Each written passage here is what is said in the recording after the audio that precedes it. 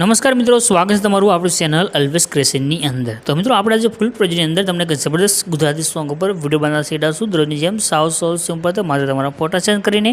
તો કોઈ મિત્રો ચેનલ કરતી નવા હોય તો ચેનલ સબસ્ક્રાઈબ જરૂરથી કરી લેજો, કેમ કે આપણે દરરોજ સાવ સિમ્પલ તો માત્ર ફોટા સેન્ડ કરીને વિડીયો નવા બનાવતા શીખડાય છે। તો આજના વિડીયો નાનકડો ડેમો જોઈ લો। ફૂલ ડેમો ટેલિગ્રામ ચેનલની અંદર મળી જશે। ટેલિગ્રામ જે લિંક છે તે આપણે ડિસ્ક્રિપ્શનની અંદર આપેલી છે, ત્યાં તમને ડાયરેક્ટ વેબસાઇટની લિંક પણ મળી જશે।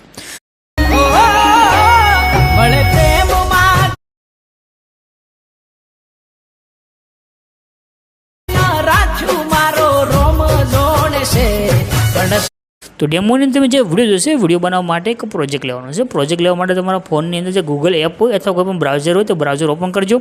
ગૂગલની અંદર સર્ચ કરજો અલ્પેશ ક્રિએશન 01। તો નીચે તમને સાઇટ જોવા મળી જશે। એ સાઇટ ઉપર તમારે ક્લિક કરવાનું છે। ક્લિક કર્યા પછી આ રીતે ખુલી જશે। આજે સર્ચનું આઇકન છે, એના પર ક્લિક કરીને અહીંયા આગળ તમારે કોડ લખવાનો રહેશે। કોડ છે 1057। રેડી, આટલું લખી સર્ચના આઇકન પર ક્લિક કરશો તો નીચે તમને એક ટાઇટલ કોડ થંબનેલ દેખાઈ જશે, એના પર ક્લિક કરવાનું છે।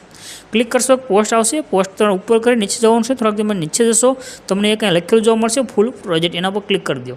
ક્લિક કરશો તો આનો પ્રોજેક્ટ તમારી પાસે એડ થઈને આવે છે। રેડી, બસ પ્રોજેક્ટ એડ કરવામાં તમને કાંઈ પણ એડ આવે, પ્રોબ્લેમ આવે તો નીચે કમેન્ટ કરજો, આપણે પૂરું સોલ્યુશન કરી આપીશું।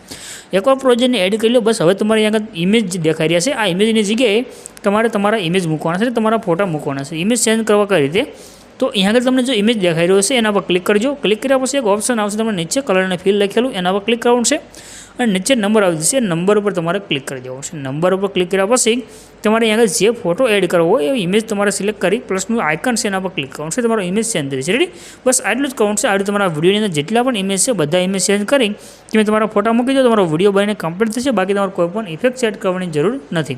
ઉપર જે શેરનું આઇકન છે એના પર ક્લિક કરી દો અને નીચે એક્સપોર્ટના બટન પર ક્લિક કરી તમારો વિડીયો સેવ થઈને આવશે।